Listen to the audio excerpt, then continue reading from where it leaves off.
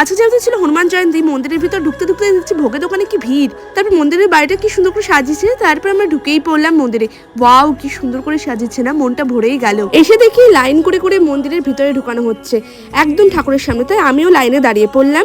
বাপরে কত বড় লাইন। আমাদের এখানে হনুমান জয়ন্তীতে বিশাল বড় লাড্ডু বানায়, সেই লাড্ডুটা আবার পুজো শেষে সবাইকে বিতরণ করা হয়। এরপর আমি চলে গেলাম ঠাকুরের পছন্দ লাড্ডু ভোগ নিয়ে মন্দিরের একদম ঠিক ভিতরে। দেখো বজরংবলীকে কি মিষ্টি লাগছে তাই না, আর চারিদিকটা কত ফল কত ভোগ। তারপর আমি চলে গেলাম রামলালা দর্শন করতে। চারিদিকে ধূপের গন্ধ, প্রদীপের আলো, খুব ভালো লাগে আমার। প্রার্থনা শেষ করে আমি চারিদিকটা একটু ঘুরছি, তারপর হনুমানজির মন্দিরে গিয়ে একটু ঘন্টাটা বাজিয়ে নিলাম। আজকে চারিদিকে ভিড়ের মাঝে একটা আলাদাই অনুভূতি, যেই অনুভূতিটা সত্যি বলছি সেরা।